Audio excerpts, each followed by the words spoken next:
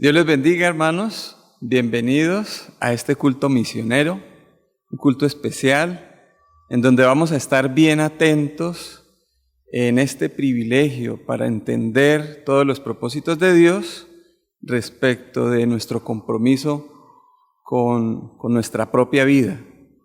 Así que les pido el favor que estemos atentos, dispuestos, y vamos a pedirle a Dios que nos dé sensibilidad para entrar dentro de nuestro corazón en el sentido de descubrir la realidad de nuestro ser. Que tengamos esa sensibilidad para entender esos propósitos y esa sensibilidad para estar dentro de nosotros.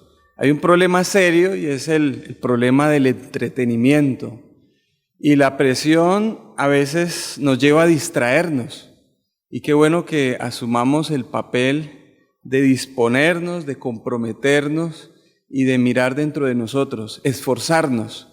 Y vamos a pedirle a Dios que nos ayude a ser sensibles a esa realidad, a la realidad de estar dispuestos de descubrir lo que es la vida a partir de la experiencia interna, a partir de lo que puedo vivir dentro de uno, dentro de lo que uno es, pero también con el compromiso de hacerlo, compromiso de no distraernos tanto, de asumir retos, este año de asumir retos, de descubrir cada vez quiénes somos para dar ese testimonio a quienes tanto lo necesitan, porque hay mucho sufrimiento y de pronto allí, sin querer, si no nos comprometemos, estamos sufriendo. Así que pidámosle a Dios que nos ayude, pero también comprometámonos con ese ejercicio. Con toda la disposición vamos a hacerlo, cerremos nuestros ojos y clamemos a nuestro Dios. Oremos. Padre Celestial, gracias te damos en esta oportunidad que nos das para descubrir territorios profundos de salvación, de interiorizar en nuestra vida, de traernos hacia nosotros para analizar las realidades de la existencia de la vida. Ayúdanos a fortalecer nuestro ser y también queremos hablarte y decirte que este es nuestro compromiso de no evadirnos, de no entretenernos, de no hacer que no debemos comprometernos con la vida, sino también, Señor, estar dentro de la realidad. Dejar, Señor, ese principio del placer que es el enemigo de esta época. Es el enemigo de distraernos de las realidades y de las verdades. Ayúdanos, Señor, pero también te decimos que este es nuestro compromiso. También háblanos para poder responder a esas necesidades que tanto existen hoy en nuestra familia, en nuestro alrededor, para, con la experiencia nuestra interna, dar el reflejo de que tú sí existes y que puedes llenar de paz nuestros corazones. Gracias, Padre Celestial, en el nombre de Jesús. Amén, amén. En esa disposición, muchachos, hermanos, vamos a leer la Escritura en la carta en el Evangelio de Juan, en el capítulo 3, vamos a leer los primeros 15 versículos. Así que sigan la lectura conmigo. Entonces, Juan 3, del 1 al 15. Dice Juan 3. Había un hombre de los fariseos que se llamaba Nicodemo, un principal entre los judíos. Este vino a Jesús de noche y le dijo: Rabí, sabemos que has venido de Dios como maestro, porque nadie puede hacer estas señales que tú haces si no está Dios con él. Respondió Jesús y le dijo: de cierto te digo, que el que no naciere de nuevo no puede ver el reino de Dios. Nicodemo le dijo: ¿cómo puede un hombre nacer siendo viejo? ¿Puede acaso entrar por segunda vez en el vientre de su madre y nacer? Respondió Jesús: de cierto te digo, que el que no naciere de agua y del Espíritu no puede entrar en el reino de Dios. Lo que es nacido de la carne, carne es, y lo que es nacido del Espíritu, Espíritu es. No te maravilles de que te dije: os es necesario nacer de nuevo. El viento sopla de donde quiere y oyes su sonido, mas ni sabes de dónde viene ni a dónde va. Así es todo aquel que es nacido del Espíritu. Respondió Nicodemo y le dijo: ¿Cómo puede hacerse esto? Respondió Jesús y le dijo: ¿Eres tú maestro de Israel y no sabes hacer esto? De cierto te digo que lo que sabemos hablamos y lo que hemos visto testificamos, y no recibís nuestro testimonio. Si os he dicho cosas terrenales y no creéis, ¿cómo creeréis si os dijera las celestiales? Nadie subió al cielo, sino el que descendió del cielo, el Hijo del Hombre que está en el cielo. Y como Moisés levantó la serpiente en el desierto, así es necesario que el Hijo del Hombre sea levantado, para que todo aquel que en él cree no se pierda, mas tenga vida eterna. Muy bien, muchachos, hermanos, así bien dispuestos como estamos, continuamos con las alabanzas, pero antes vamos a saludarnos allí de la manera que podamos, los unos con los otros, y vamos también a sentarnos. Dios les bendiga, hermanos.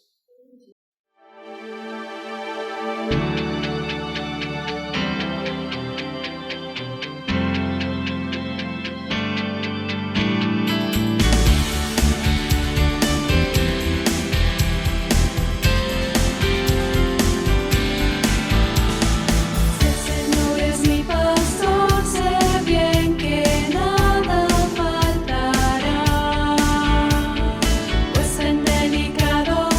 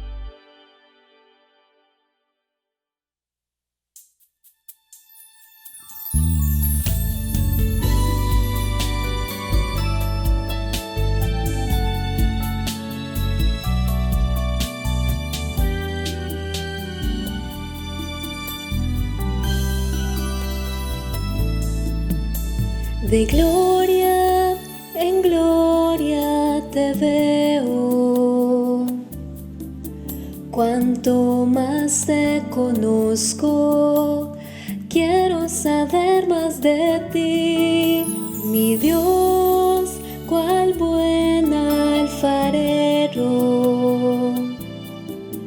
Quebrántame, transfórmame, moldéame a tu imagen, Señor. Quiero ser más como tú, ver la vida como tú, saturarme de tu espíritu y reflejar al mundo tu amor. Quiero ser más como tú, ver la vida como tú, saturarme de tu espíritu y reflejar al mundo tu amor. De gloria en gloria te veo, cuanto más te conozco, quiero saber más de ti, mi Dios, cual buen alfarero. Quebrántame, transfórmame, moldéame a tu imagen, Señor. Quiero ser más como tú, ver la vida como tú, saturarme de tu espíritu y reflejar al mundo tu amor.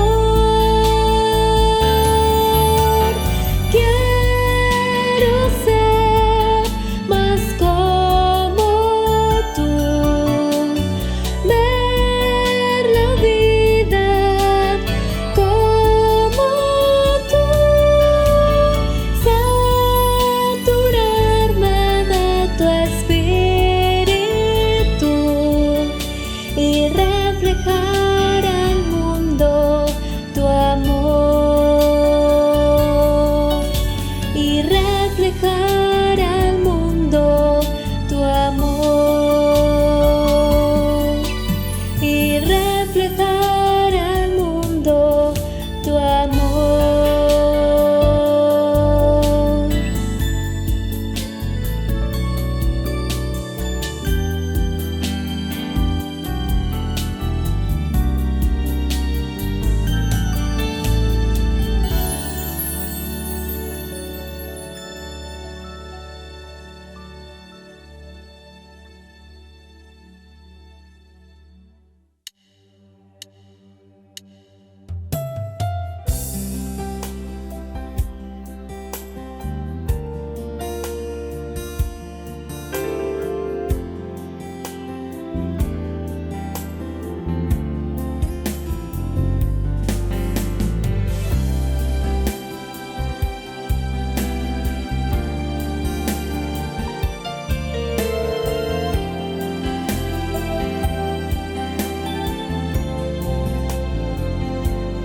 Al mirar, Señor, tu santidad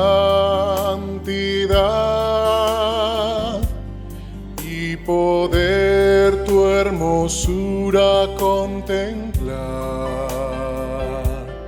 cuando el brillo de tu luz vuelve sombras todo alrededor.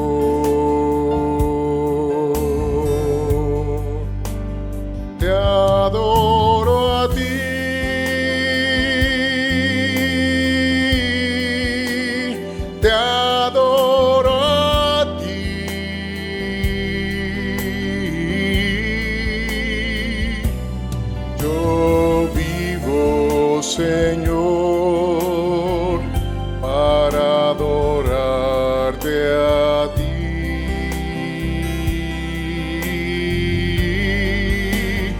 te adoro a ti.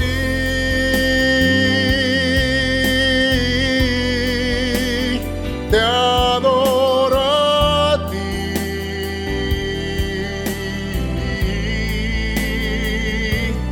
Yo vivo, Señor, para adorarte a ti.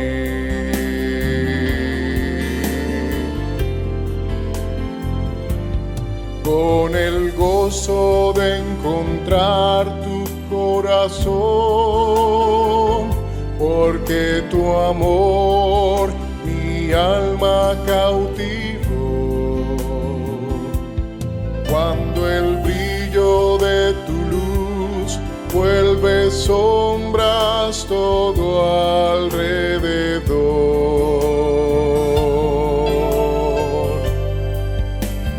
te adoro a ti.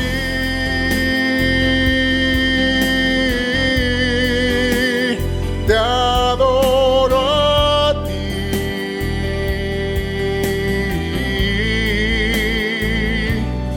Yo vivo, Señor, para adorarte a ti.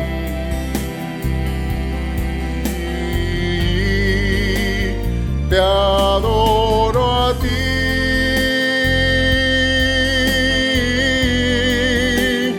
Te adoro a ti.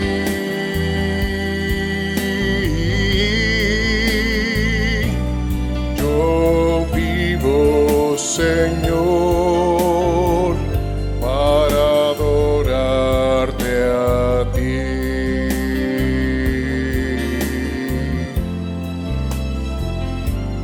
Con el gozo de encontrar tu corazón,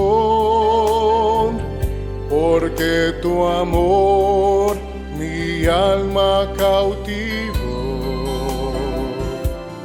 Cuando el brillo de tu luz vuelve sombras todo alrededor,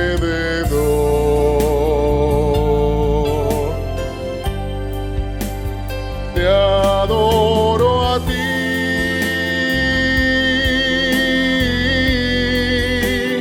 Te adoro a ti.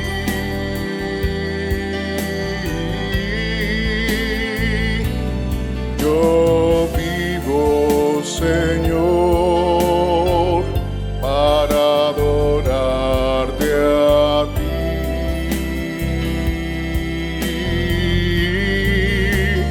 Te adoro a ti.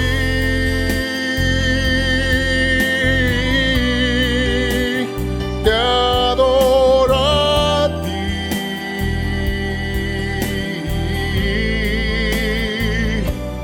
Yo vivo, Señor, para adorarte a ti.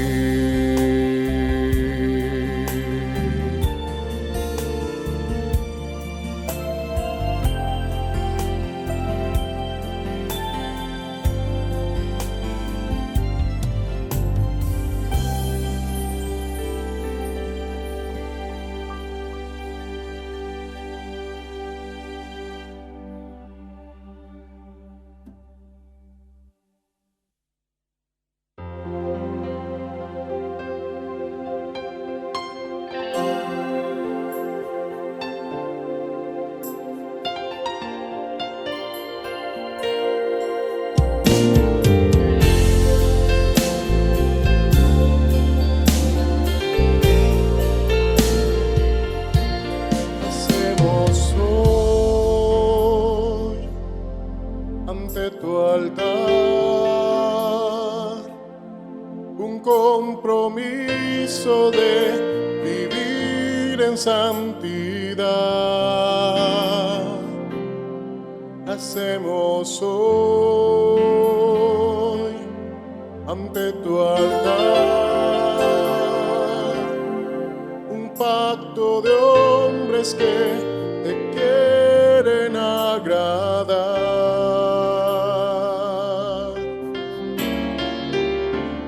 Con manos limpias corazón puro para ti.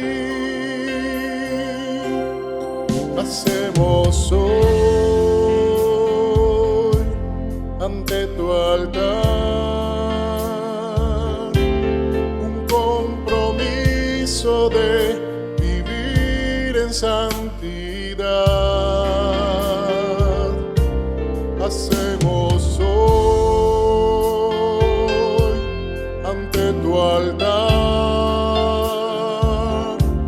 un pacto de hombres que te quieren agradar.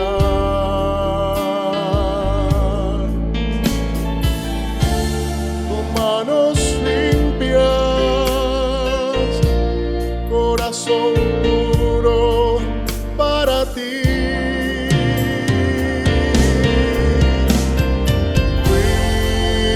Cuidaré mis ojos,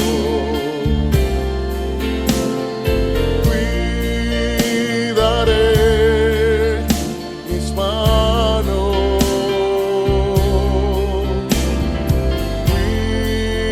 cuidaré mi corazón de todo lo vano, de todo lo malo. No te voy a fallar jamás.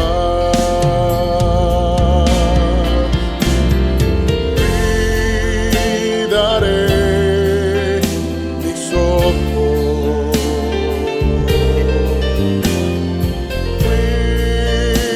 cuidaré mis manos,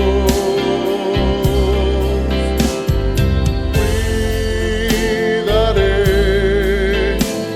mi corazón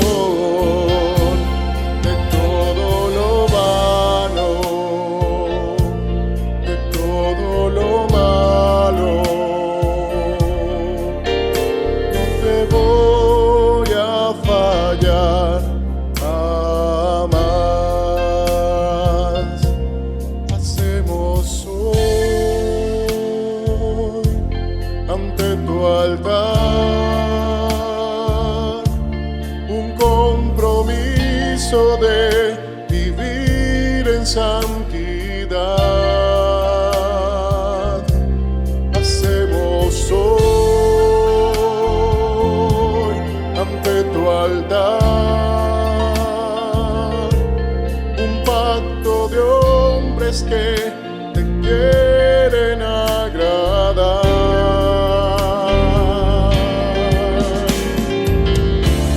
Con manos limpias, corazón puro para ti.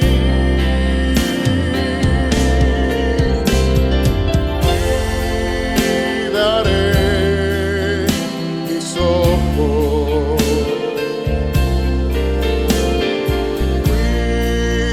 cuidaré mis manos,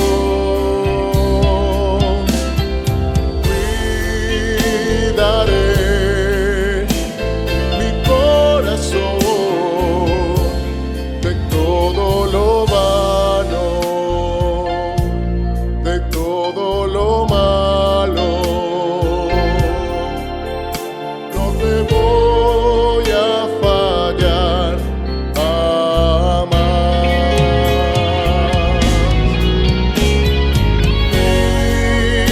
Cuidaré mis ojos,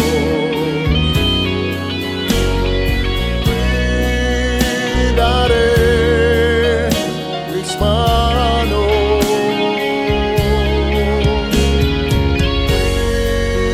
cuidaré mi corazón de todo lo vano, de todo lo malo. No te voy a fallar jamás. No te voy a fallar jamás.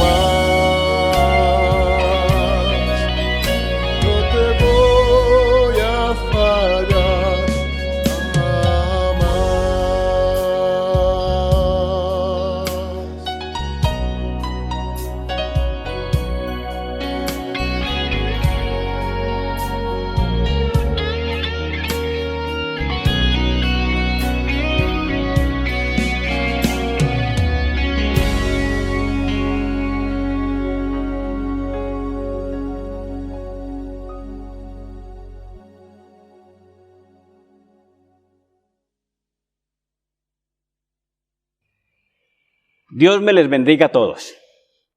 Qué gusto estar con ustedes en este programa especial para los jóvenes, pero entendiendo que es un programa que es visto por personas de todas las edades. Para mí es un privilegio estar con ustedes, tener la oportunidad de compartirles en este espacio y esperamos que todo resulte de gran edificación para todos. Entendiendo que estamos de pies, vamos a orar. Y en nuestra oración, sabiendo que vamos a escuchar la predicación de la palabra de Dios, vamos a pedirle a Dios que nos hable, diciéndole que estamos dispuestos a recibir lo que viene de Él, porque de antemano sabemos que es por nuestro propio bien.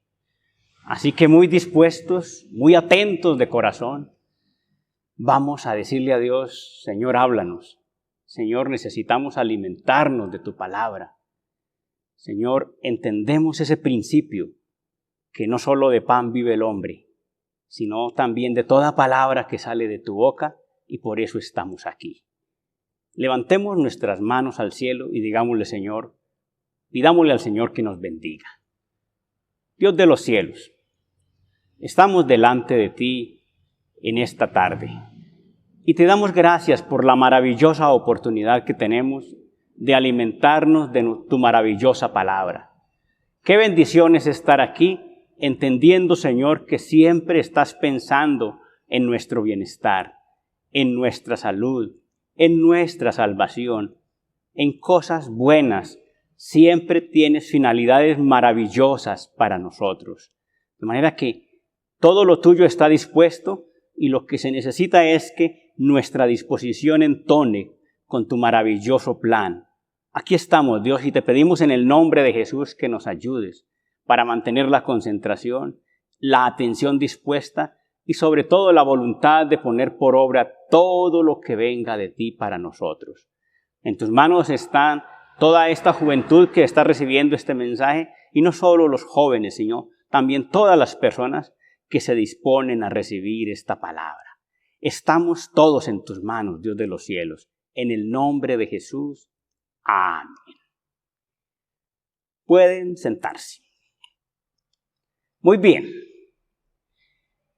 Como culto misionero, entendemos que una de las grandes necesidades de muchas de las personas que reciben este mensaje es vivir experiencias de conversión a partir de su contacto con Dios y su palabra. El mensaje de esta tarde lo he titulado: Es necesario nacer de nuevo. ¿Y cuál es la idea general que les quiero dejar a partir de esta perspectiva? La vida sin conversión, incluso la de muchos creyentes, es una dura realidad que nos indica la gran necesidad de verdaderas experiencias con Dios. Voy a invitarles a abrir las Biblias en el Evangelio de Juan. Evangelio de Juan, vamos a hacerlo en el capítulo 2. Evangelio de Juan en el capítulo 2. En la última parte del capítulo 2, versos 23 al 25. Dice así: Estando en Jerusalén, en la fiesta de la Pascua, muchos creyeron en su nombre, viendo las señales que hacía. Pero Jesús mismo no se fiaba de ellos, porque conocía a todos y no tenía necesidad de que nadie le diese testimonio del hombre, pues él sabía lo que había en el hombre.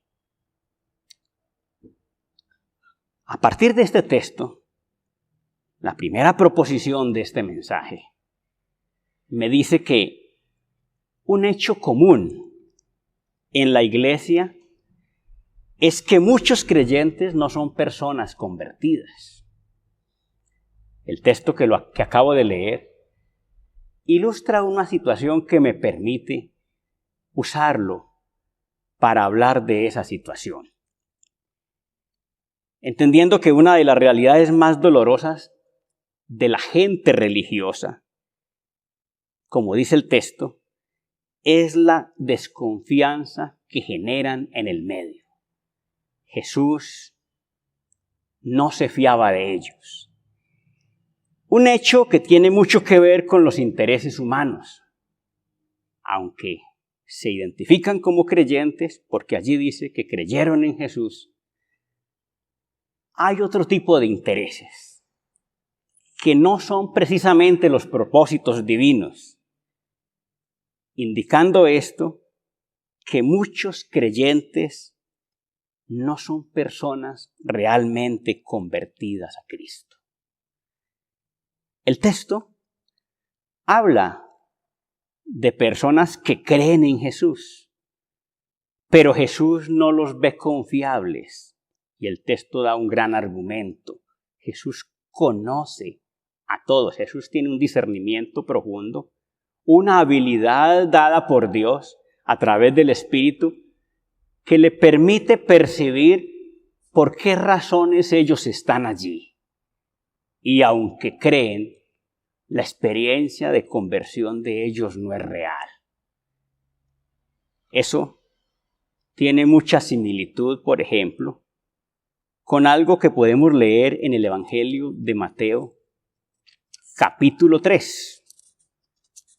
En Mateo 3, más adelante estaremos regresando nuevamente al Evangelio de Juan. Pero fíjense que en Mateo 3, cuando se habla del testimonio de Juan el Bautista, Juan el Bautista está desarrollando su ministerio de arrepentimiento en la región, como lo muestra el texto, dice el versículo 5. Y salía a él Jerusalén, salía a él Jerusalén y toda Judea y toda la provincia de alrededor del Jordán. Y eran bautizados por él en el Jordán, confesando sus pecados. El ministerio de Juan el Bautista, un ministerio preparando camino para el ministerio de Jesús. Dice el versículo 7. Al ver él que muchos de los fariseos y de los saduceos venían a su bautismo, les decía: generación de víboras, ¿quién nos enseñó a huir de la ira venidera?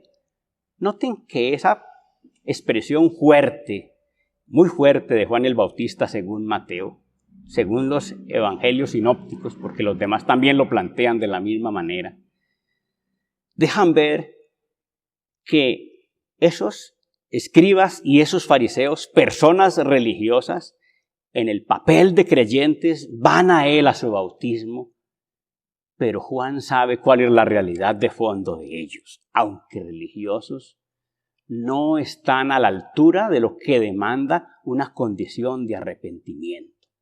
Y entonces les dice: haced frutos dignos de arrepentimiento. ¿Por qué? Porque aunque son creyentes, realmente ni siquiera se han arrepentido y por ende no son personas convertidas a los caminos del Señor. Pues al final tenemos que entender que eso sucede también en nuestra comunidad, en todas las comunidades. Y es que muchas personas viven la vida religiosa, se identifican como creyentes, de hecho porque creen de alguna manera en lo que se está haciendo, creen en la palabra, creen en la iglesia, saben que esto es limpio, saben que esto es válido, pero adolecen de la experiencia de la conversión.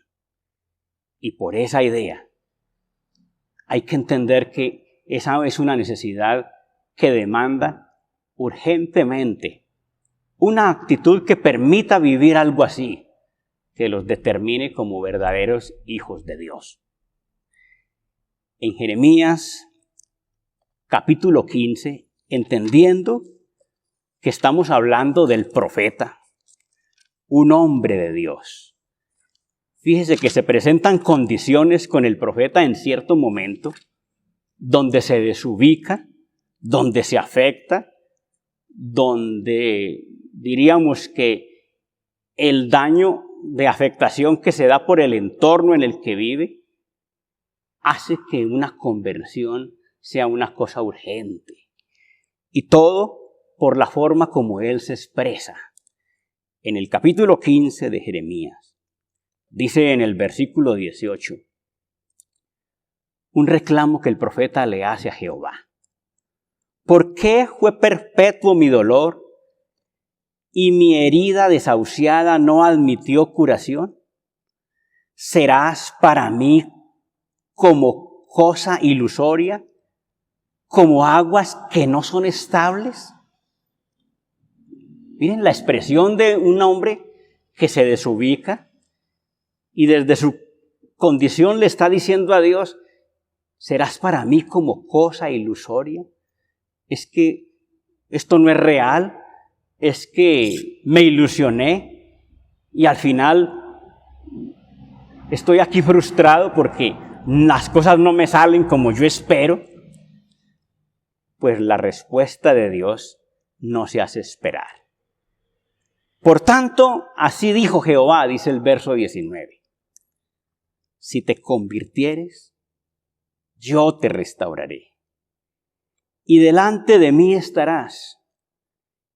Y si entresacares lo precioso de lo vil, serás como mi boca. Y le dice, conviértanse a ellos, que conviértanse ellos a ti, y tú no te conviertas a ellos. Y te pondré en este pueblo por muro fortificado de bronce. Y pelearán contra ti, pero no te vencerán, porque yo estoy contigo para guardarte y para defenderte, dice Jehová. Y te libraré de la mano de los malos y te redimiré de la mano de los fuertes. Miren que la demanda de conversión es una condición que muchas veces se da en las personas que uno menos se imagina. Y no porque seamos pastores, porque seamos líderes, estamos exentos de una afectación que venga de afuera o por cualquier razón. Y la necesidad de volvernos a Dios de una manera que se interpreta como una conversión no sea una realidad. La conversión es una necesidad de muchas personas dentro de la misma comunidad de creyentes. Y resulta demandante, resulta confrontador que uno le tenga que decir a una persona que es creyente, usted necesita convertirse. Como sucedía con los que buscaban bautizarse de Juan el Bautista. Es muy probable que muchas personas que bajen a las aguas, que se bauticen, uno les tenga que decir, necesita convertirse. Ojalá se convierta. Porque al final cuando una persona le demanda a un líder espiritual que lo bautice, a un pastor que lo bautice, pues es difícil decirle a una persona no se bautice. Uno no sabe qué está pasando de fondo. Uno espera que la conversión ya se haya dado. Pero cuando muchas cosas revelan actitudes no muy cristianas, uno tiene que decirle a la persona, ojalá que se convierta. Un creyente sin conversión indica que no ha vivido verdaderas experiencias con Dios. Es mucha la gente que permanece en la iglesia por años, pero su manera de vivir no les alcanza para ser cristianos. Para ellos siempre hay intereses comunes que prevalecen sobre lo divino, lo que inevitablemente quiere decir que carecen de verdaderas experiencias con Dios. Volviendo al Evangelio de Juan. Habíamos leído el final del capítulo 2. Al iniciar el capítulo 3, continuación del mismo relato, dice: había un hombre de los fariseos que se llamaba Nicodemo, un principal entre los judíos. Este vino a Jesús de noche y le dijo: Rabí, sabemos que has venido de Dios como maestro, porque nadie puede hacer estas señales que tú haces si no está Dios con él. Bueno, Nicodemo viene a Jesús, es de los fariseos, es un hombre principal, es un hombre importante del judaísmo, pero vino a Jesús de noche, y eso ya quiere decir muchas cosas, ¿sí? Y viene y halaga a Jesús, le dice palabras que lo adulan, como reconociendo que es un creyente en Jesús. Pero la respuesta de Jesús dice mucho y tiene una gran intención el escritor cuando lo cita de esa manera. Respondió Jesús y le dijo: de cierto te digo, que el que no naciere de nuevo no puede ver el reino de Dios. ¿De qué le está hablando Jesús? Le está diciendo: usted necesita convertirse. Usted viene, me dice cosas muy bonitas, muy interesantes, me habla como un creyente, pero hay condiciones que indican que usted no es una persona convertida. Y el Evangelio de Juan es un evangelio que menciona a Nicodemo varias veces. Miren ustedes que en el capítulo 7, también de Juan, en los versos 45 al 53, dice: los alguaciles vinieron a los principales sacerdotes y a los fariseos, y estos les dijeron, ¿por qué no le habéis traído? Los habían enviado a que apresaran a Jesús. Los alguaciles respondieron: jamás hombre alguno ha hablado como este hombre. Entonces los fariseos le respondieron: ¿también vosotros habéis sido engañados? ¿Acaso ha creído en él alguno de los gobernantes o de los fariseos? Mas esta gente que no sabe la ley, maldita es. Les dijo Nicodemo, el que vino a él de noche. Noten que en el Evangelio de Juan hay una alusión a esa situación. Nicodemo, cuando vino a Jesús, vino de noche, y eso lo recuerda en este texto, que él había ido de noche, y por eso se caracterizó, dando a entender que esa idea de que él hubiese ido de noche quiere decir que él no quería confesar públicamente que él era creyente en Jesús. Lo reconocía, pero él no se atrevía a reconocerlo públicamente, y eso ya está indicando que él es un hombre sin conversión, ¿sí? Y aquí, por ejemplo, una expresión de esa condición, y es que él dijo, ¿cuál era uno de ellos? Verso 51, ¿juzga acaso nuestra ley a un hombre si primero no le oye y sabe lo que ha hecho? Él intenta, como de alguna manera, ser justo con esa situación, pero no le alcanzaba su experiencia espiritual para decir: me declaro seguidor de Jesús, creyente, pero un creyente a ocultas, indicando que le faltaba vivir mucho para que se diera la condición verdaderamente salvadora. Le respondieron y le dijeron: ¿eres tú también Galileo? Escudriña y ve que de Galilea nunca se ha levantado profeta. También en el capítulo 19 vuelve y se menciona a Nicodemo. Y se menciona en estas circunstancias, en los versos 38 y 39. después de la muerte de Jesús.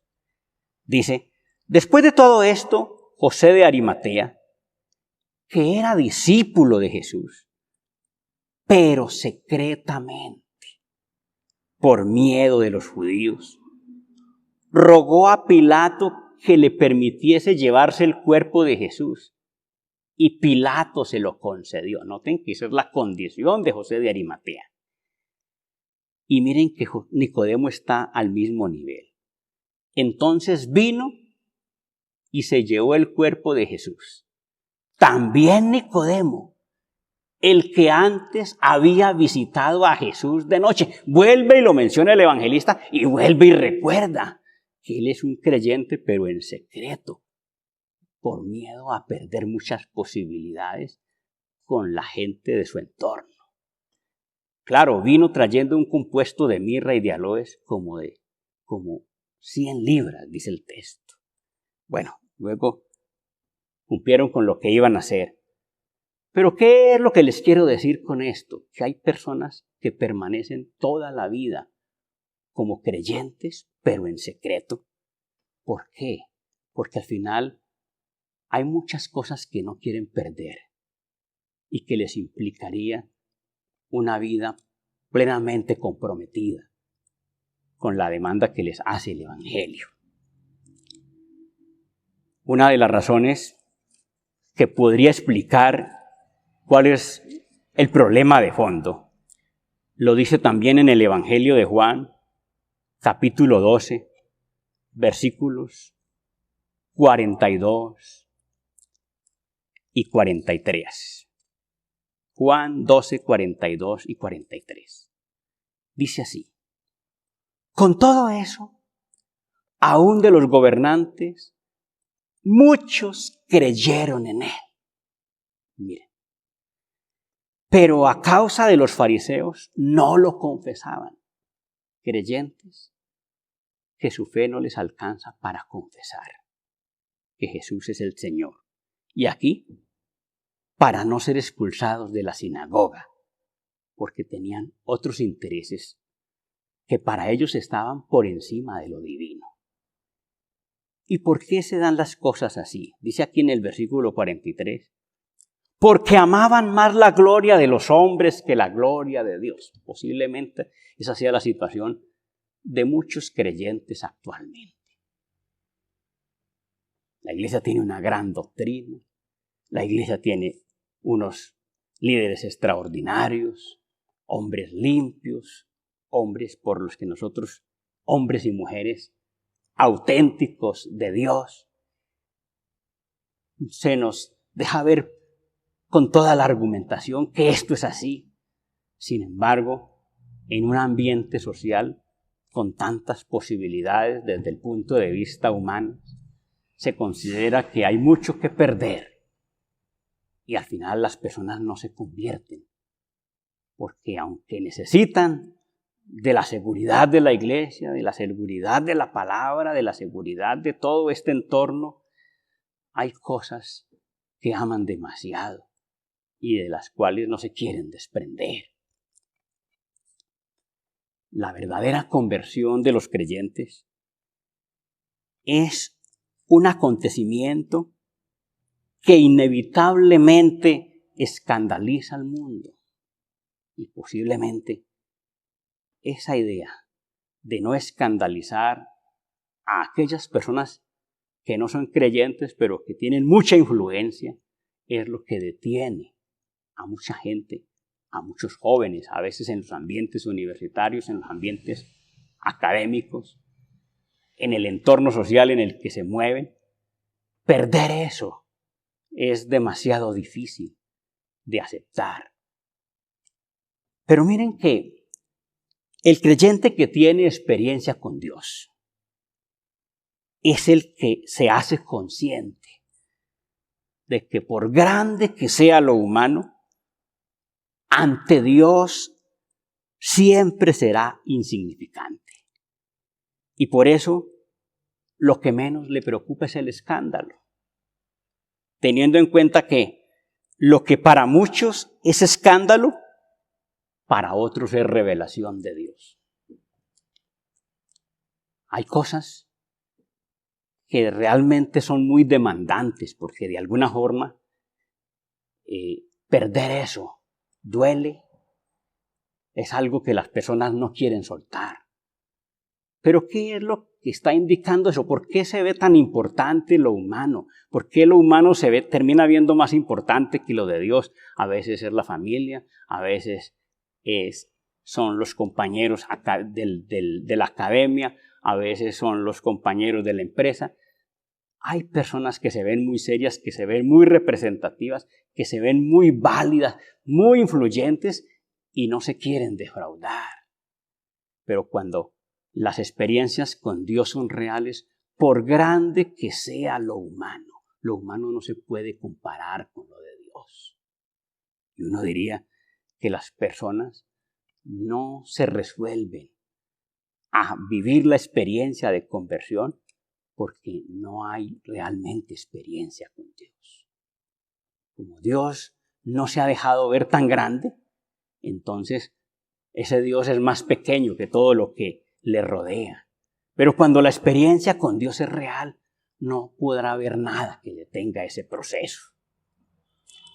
Miren ustedes que hay en Juan capítulo 3, que es el texto que fundamenta esta perspectiva. Después de que Jesús le dice a Nicodemo, de cierto te digo, el que no nace de nuevo no puede ver el reino de Dios. Nicodemo le dijo, ¿cómo puede un hombre nacer siendo viejo? ¿Puede acaso entrar por segunda vez en el vientre de su madre y nacer? De hecho, la gente religiosa tiende a ser muy literalista. Y cuando Jesús le habla de una experiencia figurada, él como que lo literaliza. Y Jesús le tiene que aclarar. Sí, respondiendo Jesús, de cierto te digo, que el que no naciere de agua, nacimiento físico, y del Espíritu, nacimiento espiritual, nacimiento que produce la experiencia con Dios, el encuentro con Dios, el efecto de la presencia de Dios en la vida de la persona. El que no ha nacido físicamente y no ha nacido de una experiencia espiritual, no puede entrar en el reino de Dios. Lo que es nacido de la carne, carne es. Y lo que es nacido del Espíritu, Espíritu es.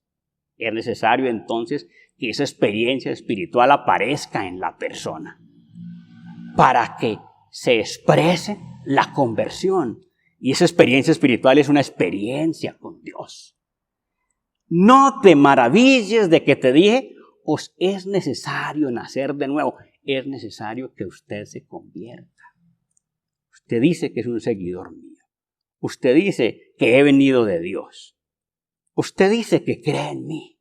Pero ese hecho de que usted no se atreva a confesar públicamente que es un seguidor mío, indica que usted no ha visto nada, que usted no se ha convertido.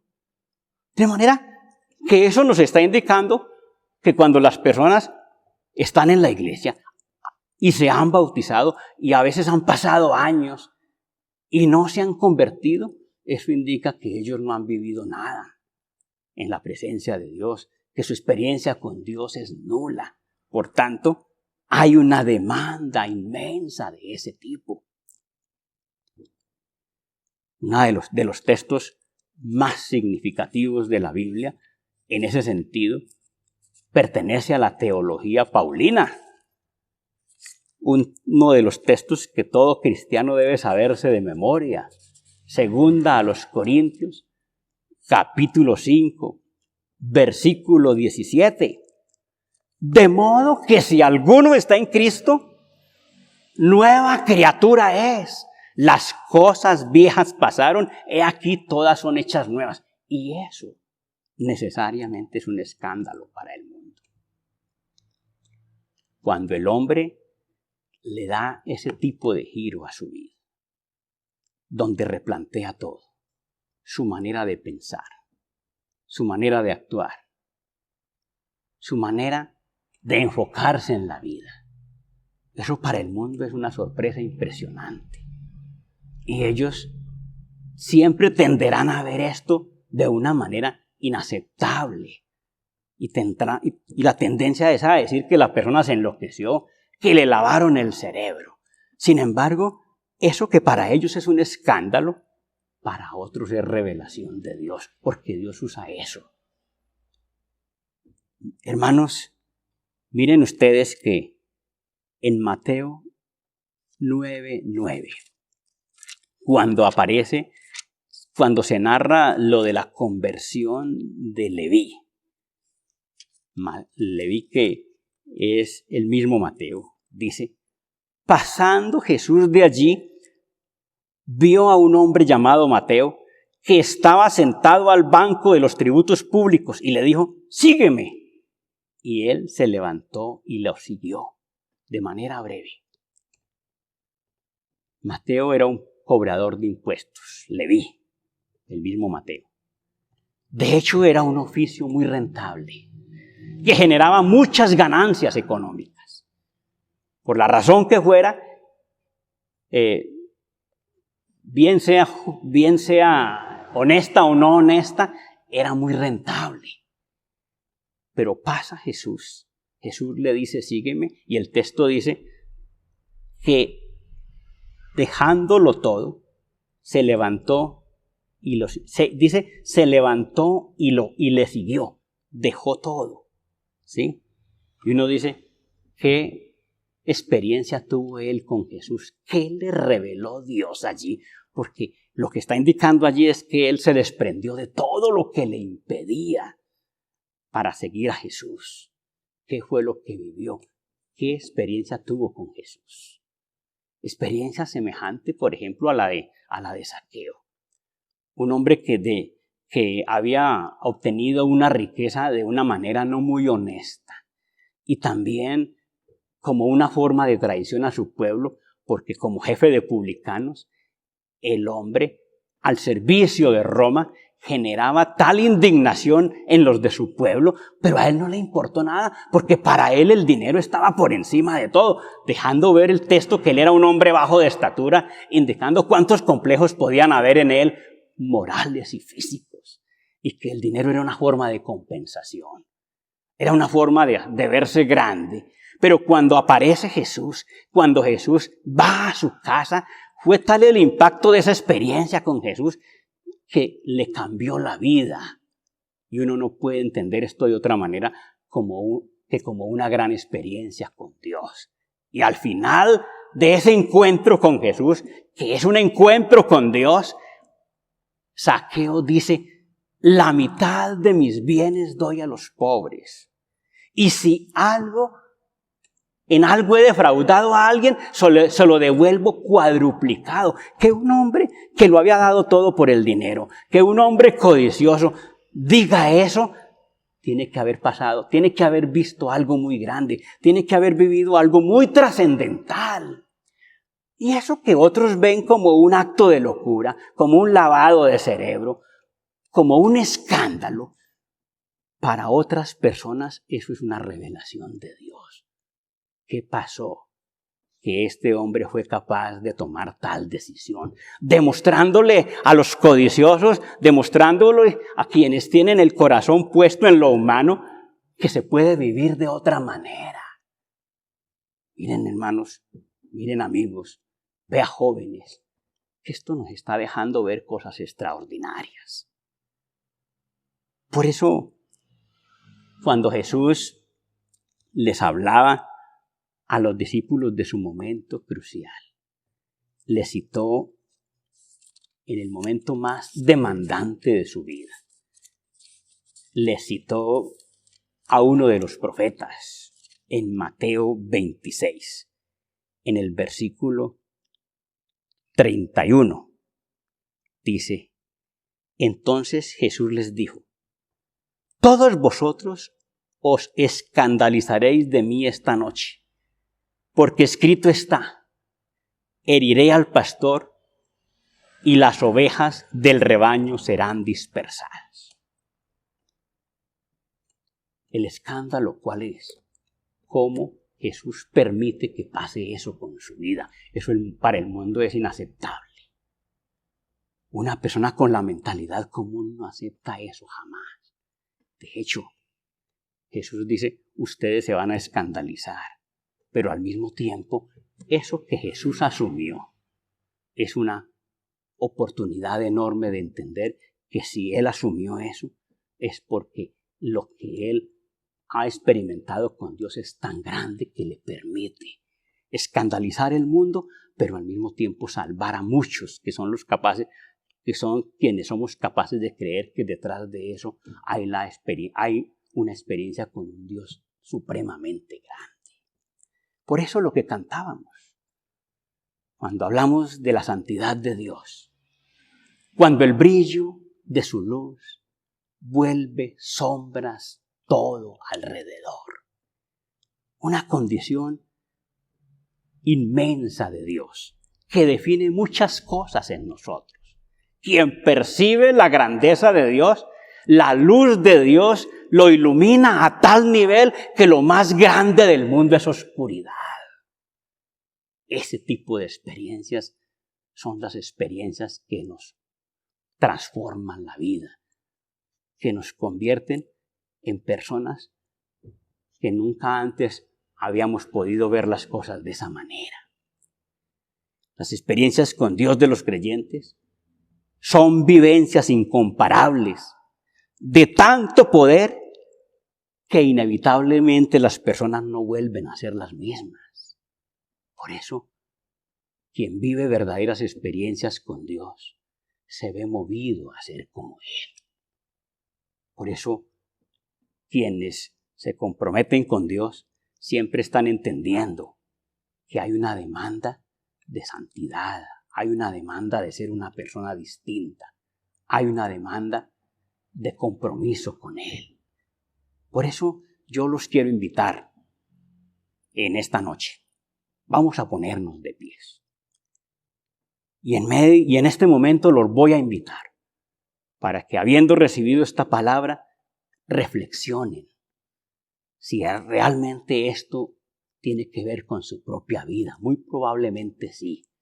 No importa nuestra condición, podemos ser pastores. ¿Y cuántas necesidades de conversión habrá en nosotros mismos como líderes?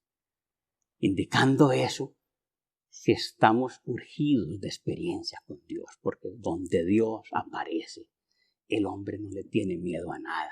El hombre no le tiene miedo ni a la muerte. El hombre no le tiene miedo a los escándalos. El hombre entiende que nada se compara con la grandeza de Dios. Donde Dios aparece, necesariamente el hombre es una nueva criatura. Gloria a Dios. Voy a invitarle a que hable con Dios. Yo voy a orar por todos aquellos que en el Espíritu asuman una actitud acorde con lo que este mensaje ha querido transmitir. Y mi oración será válida, porque Dios estará obrando, respaldando esta oración en todos los que asuman una actitud consecuente en este momento. Y yo sé que los líderes de la iglesia que están presentes en su mente van a ser usados por Dios, y Dios va a escuchar sus palabras, Dios va a escuchar sus expresiones para obrar en todos aquellos que en un espíritu adecuado le digan a Dios: Señor, necesitamos convertirnos. Necesitamos encontrarnos contigo. Necesitamos que impactes nuestras vidas. Necesitamos verte en esa grandeza que nos permite entender que lo más grande de este mundo es nada. Señor, necesitamos convertirnos, probablemente como Jeremías, probablemente como Nicodemo, probablemente como Zaqueo, probablemente como Leví. Pero esta es una oportunidad para todos. Cerremos nuestros ojos y pidámosle a Dios que obre. Dios de los cielos, estamos delante de ti para pedirte en el nombre de nuestro Señor Jesucristo que obres en la vida de todas las personas, mayores y jóvenes, que en este mismo instante están reconociendo su gran necesidad de conversión. No importa, Señor, cuál ha sido su experiencia dentro de la misma iglesia. No importa cuál sea su condición. Pueden ser de líderes, pueden ser de iniciados, pueden ser de personas que llevan mucho tiempo.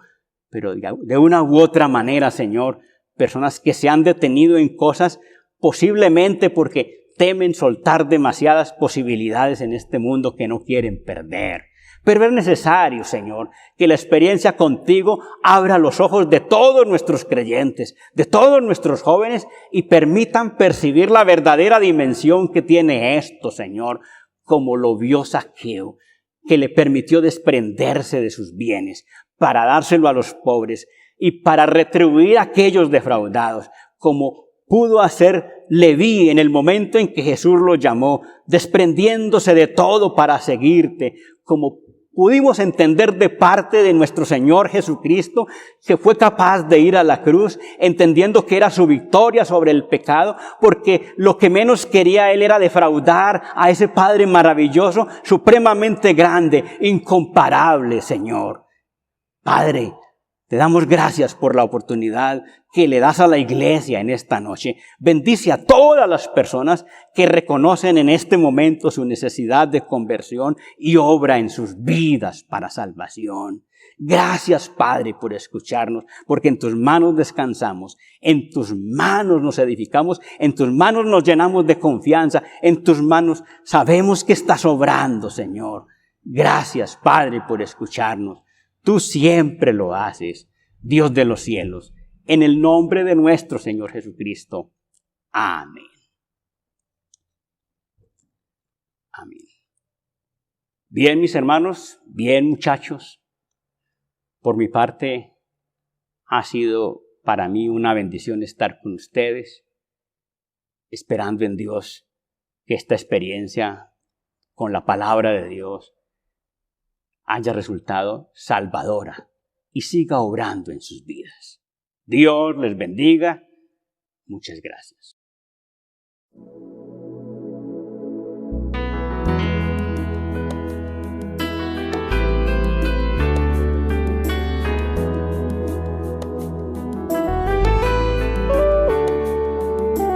Vivimos en un mundo a la deriva sin control, en medio de una sociedad sin rumbo y dirección.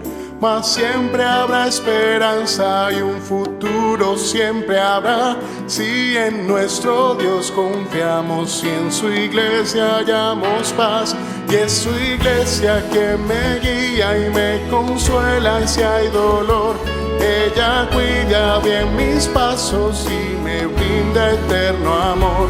Es el faro del Señor que me ilumina al caminar, y es también la fortaleza que protege en todo mal. Es verdad, es paz, es vida y siempre busca el bienestar de cualquiera que permita a Dios hacer su voluntad.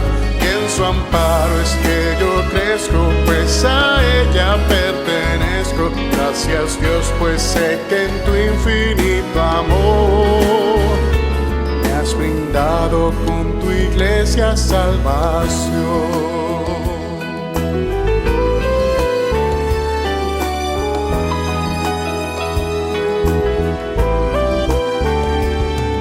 Qué bueno es entender lo que la iglesia puede hacer, cuando a través de ella Dios nos muestra su poder.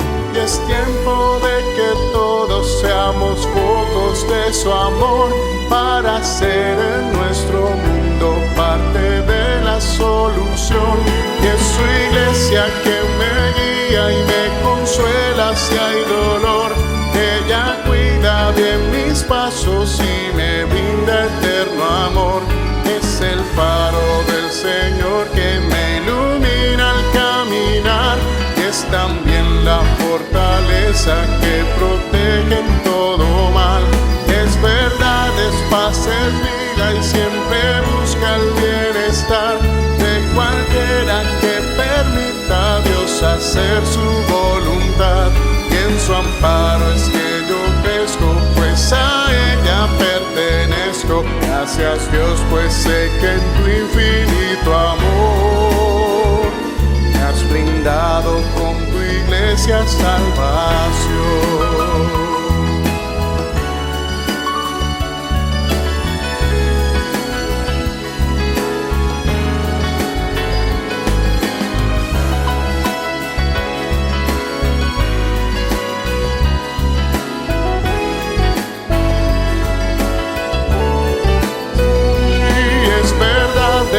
haces vida y siempre busca el bienestar de cualquiera que permita a Dios hacer su voluntad. Y en su amparo es que yo crezco, pues a ella pertenezco. Gracias Dios, pues sé que en tu infinito amor me has brindado con tu iglesia salvación.